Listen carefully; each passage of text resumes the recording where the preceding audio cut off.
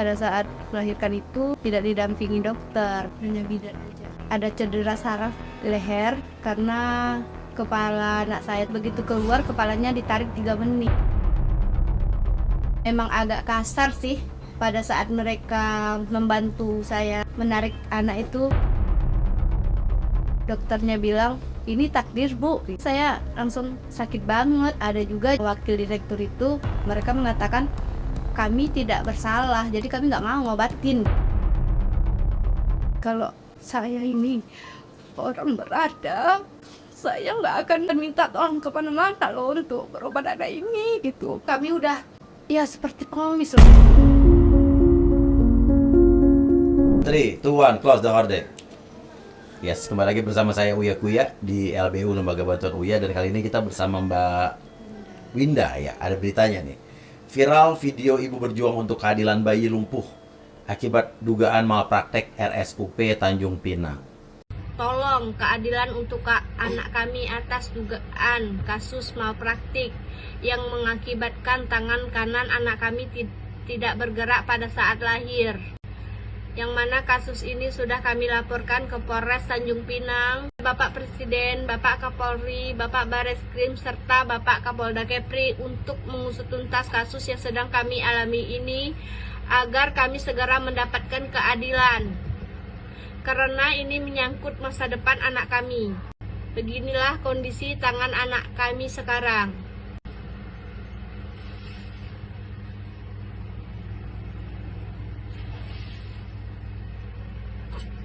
Ini tahun berapa kejadian? 2023. 2023. Mbak berarti datang dari Batam nih? Iya. Tinggal di Batam? Dari Tanjung Pinang ya? Oke. Ini kejadian 2023. Gimana?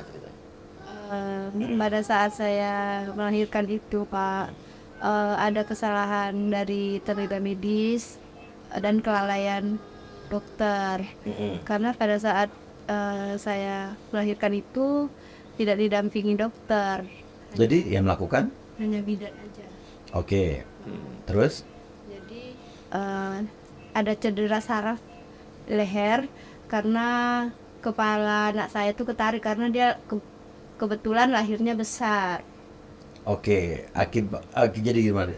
Ketariknya gara-gara apa? Itu kepala keluar kan seharusnya itu bayinya diputar dulu Pak, Iya. biar miring. Nah, ini nggak diputar, jadi dia begitu keluar kepalanya ditarik 3 menit. Oke. Itu udah hasil penyelidikan. Apa kata siapa nih? Itu pada proses saya Lahiran. Oke. lahiran kan saya juga melihat langsung. Oh, melihat langsung. Oke. Jadi begitu lahir anak ini dia memang tidak nangis, mungkin karena besar.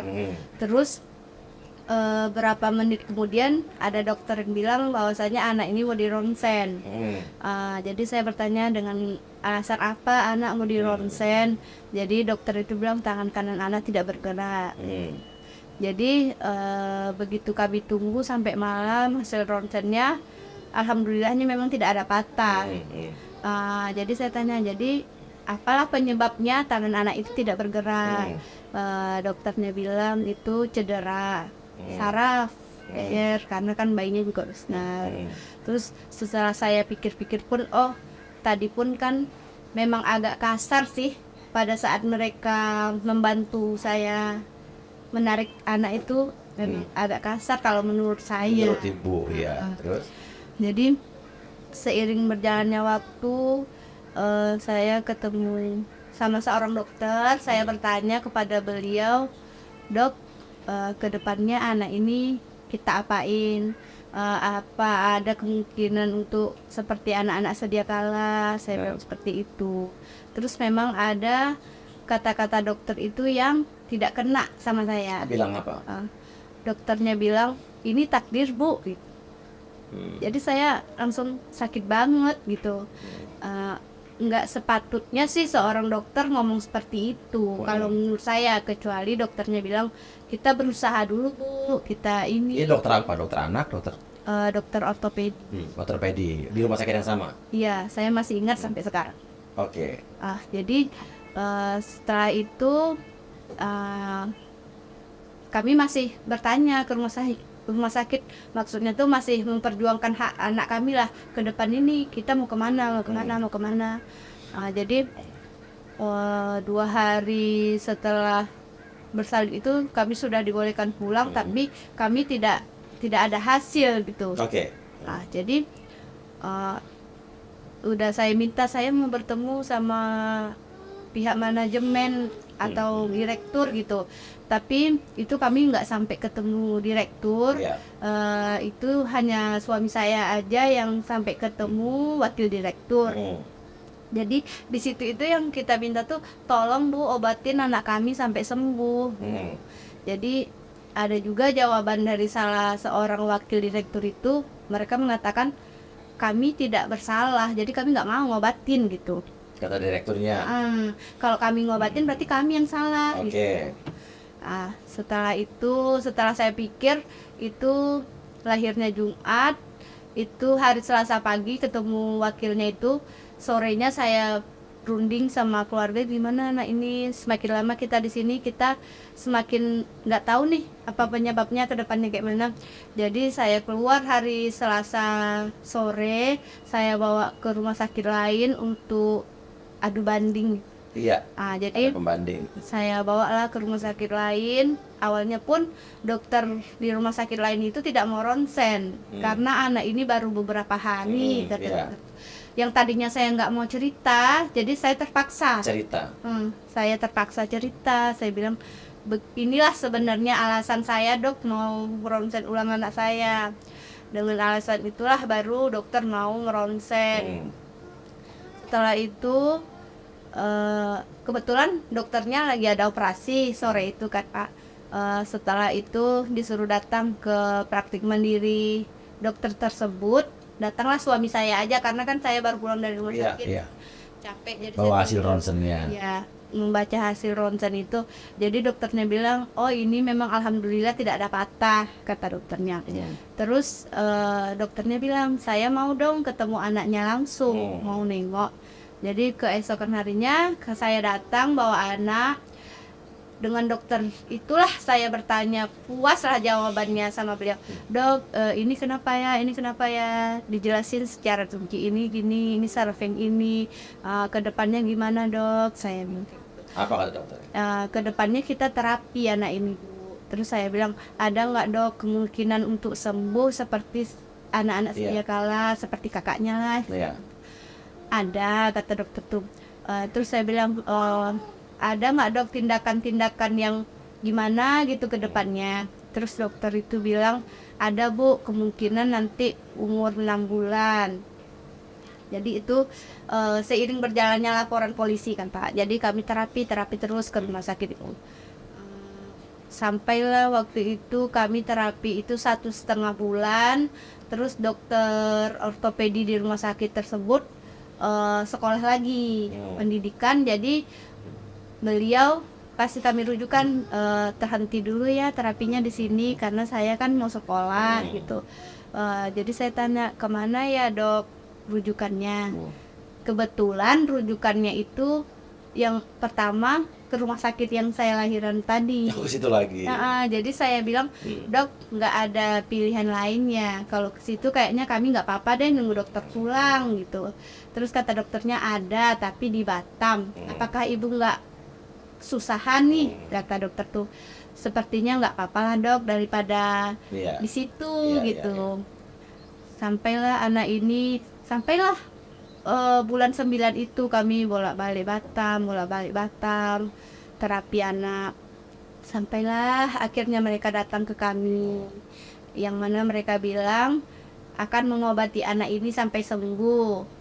Udah cukup itu aja bagi kami, karena kan memang dari awal kami mintanya tolong obatin anak saya sampai sembuh.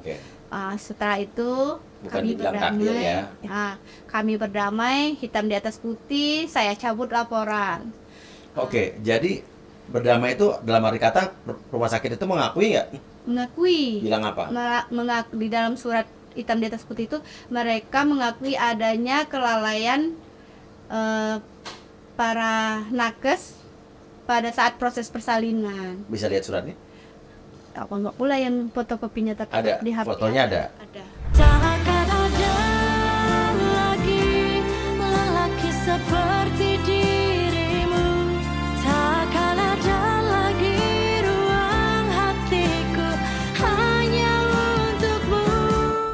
Isinya apa?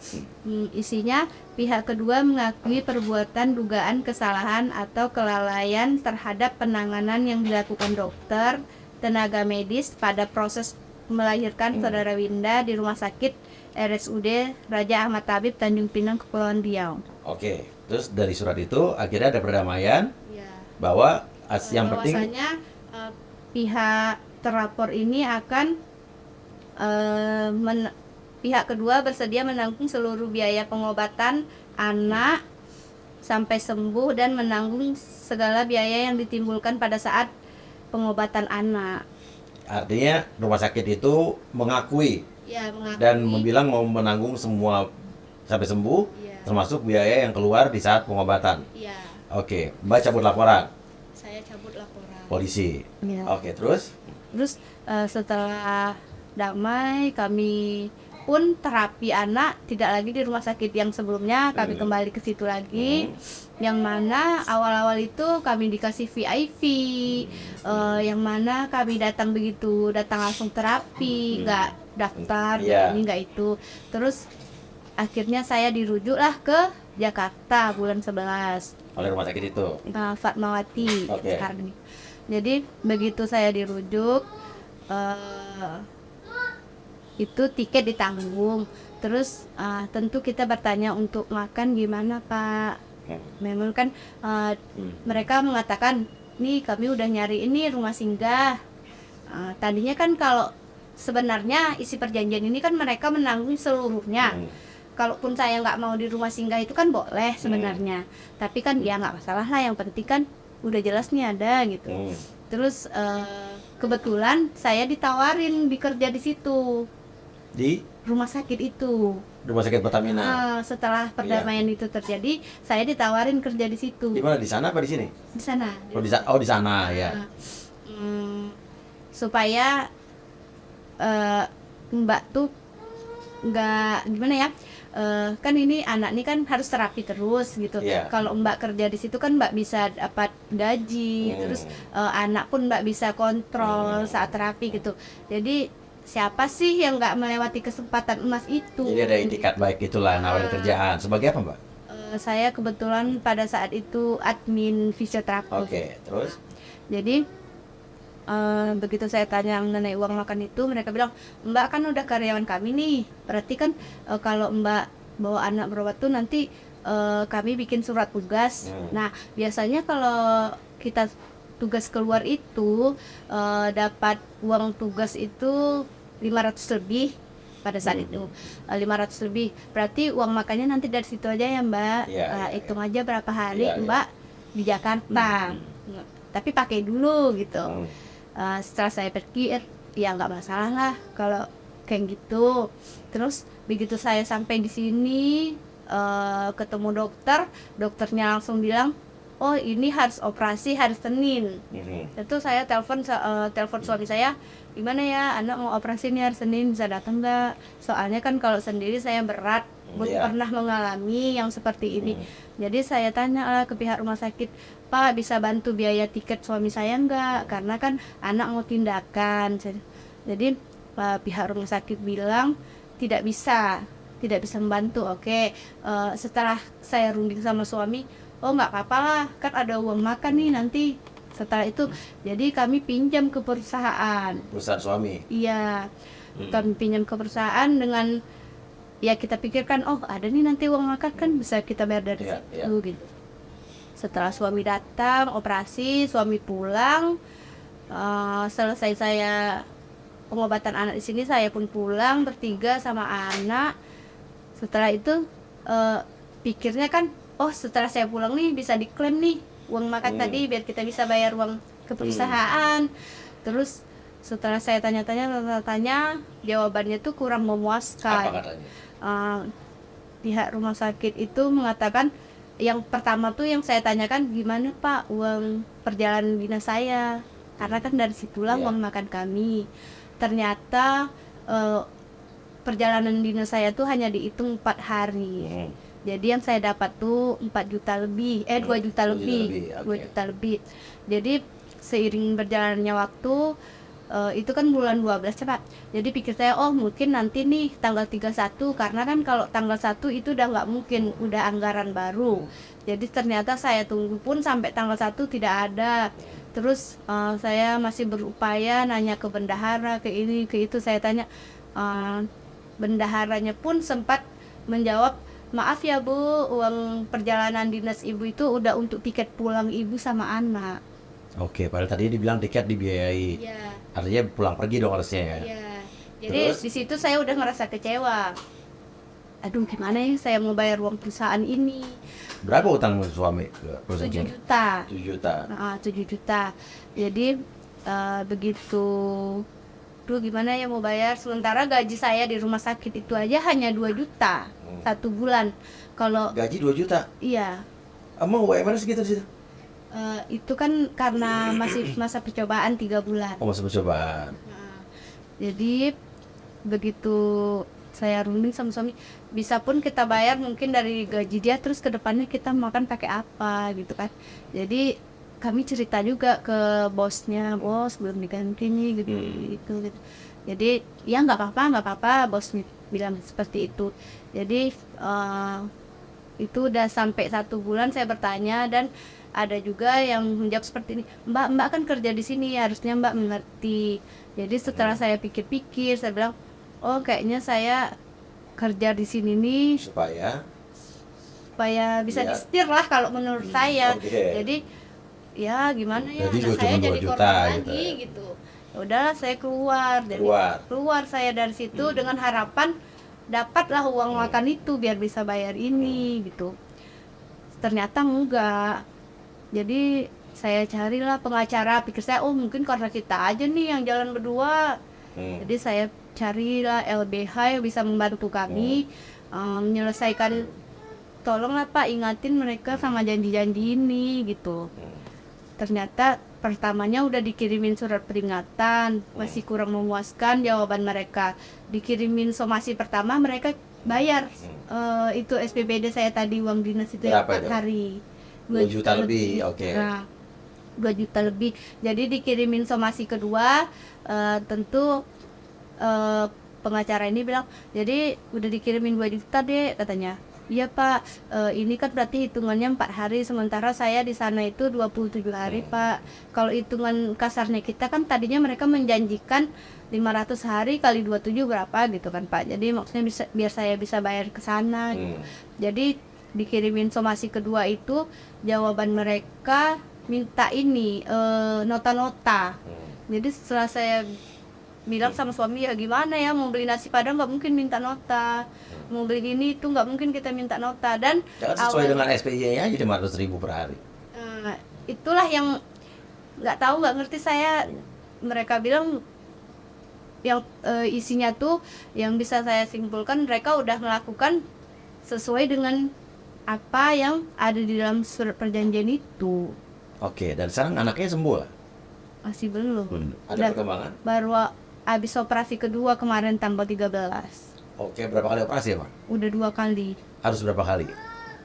Tidak ditentukan sampai sembuh. Tapi udah ada kemajuan mungkin dari operasi kedua. Kalau menurut saya sih sangat sedikit sekali. Apa? Kemajuannya ada tapi apa? Udah bisa bergerak jari telunjuknya. Oh, telunjuknya bisa. Tadinya nggak bisa sama sekali. Oke, terus jadi apa yang Mbak inginkan itu apa? Dan saya inginkan ya tolonglah obat anak saya sampai sembuh. Sesuai dengan perjanjian awal. Tolonglah diingat kembali. Gimana sih dulu kami nggak gampang ngedapatin perdamaian itu. Kenapa nggak laporin polisi lagi aja, bisa nggak sih? Saya udah coba Terus? laporin polisi lagi. Kata polisi, ini udah nggak wewenang kami lagi, kata polisi. Kalau memang mau dilanjutkan itu kirim ke pengadilan, masukin berkas ke pengadilan dengan alasan mereka udah melakukan manifestasi atau ingkar janji. Apa kata pengacaranya Mbak? Kan saya nunggu juga kemarin 3 bulan kan, dari bulan Maret sampai bulan Juni, dengan harapan Pak tolonglah segera, soalnya kan anak ini makin lama makin besar. Kalau saya ini orang berada, saya nggak akan, gimana ya, saya nggak akan minta tolong kemana-mana loh untuk berobat anak ini gitu. Saya yang bekerja hanya sendiri, hanya suami gitu, dengan harapan tuh bapak itu bisa cepat nolong saya. Jadi ternyata 3 bulan masih diulur-ulur. Saya selalu tanya 2 kali seminggu, Pak udah siap nggak, udah siap nggak, belum Pak, masih ada yang mau ditambah, kata beliau begitu. Jadi memang kemarin nggak tahu kenapa saya ketemu sama ibu-ibu di rumah sakit. Ibu-ibu nanya, siapa yang sakit Mbak, kelihatannya sehat tuh. Saya bilang anak saya ini. Jadi saya cerita, terus dia bilang, oh Mbak ini bisa dikasusin. Sebelumnya saya nggak cerita saya udah kasusin ini. Jadi mbaknya bilang, coba Mbak minta tolong Pak Hotman, kata ibu itu. Oh, Mbak pergi tuh ke Kopi Joni. Jadi saya ada DM Pak Hotman, saya ada DM juga. Pokoknya siapapun yang bisa menolong saya minta tolong gitu kan. Jadi kemarin itu saya mencoba ikutin itu Pak Hormat, kan ada dia ke pengais pengadilan keadilan. Yeah. Jadi saya coba masukin itu. Alhamdulillah kemarin saya ada dihubungi sama tim Hotman, terus udah dijumpain juga saya kemarin hari Sabtu. Setelah saya berjumpa sama Hotman, udah viral, mereka baru menghubungi saya kembali. Terus seolah-olah mereka itu udah memenuhi semuanya dan ini kesalahan kami gitu. Sementara kemana aja loh kami udah, ya seperti pengemis loh, kami nanya gimana Pak, tapi mereka bilang kan udah gitu. Oke, operasi yang sekarang ini biayanya biaya siapa? Dari awal pakai BPJS. Oh, jadi dari awal itu BPJS. Iya. Oke, jadi rumah sakit itu tidak membiayai pengobatan ini, operasi itu bukan rumah sakit itu sebetulnya kan? Iya, jadi kalau menurut saya sih nggak masalah mau pakai BPJS, mau pakai apa terserah. Yang penting sesuai dengan perjanjian perdamaian itu, bahwa biaya yang dikeluarkan selama pengobatan dia harus biayai, yaitu dipenuhi berarti kan? Ya. Sebenarnya kalau saya egois, saya bisa aja, Pak saya nggak mau ke Jakarta, saya maunya ke Korea misalnya. Kalau saya egois, tapi ya udahlah nggak apa-apa, kita coba dulu. Toh dengan BPJS juga kan? Iya. Gitu kan? Sebenarnya kan kalau pakai BPJS pun tanpa kita damai kayak sekarang gini, saya bisa kok bawa anak saya sendiri tanpa mereka biayain. Berarti kan kita nggak perlu damai gitu, saya pun bisa jalan sendiri gitu.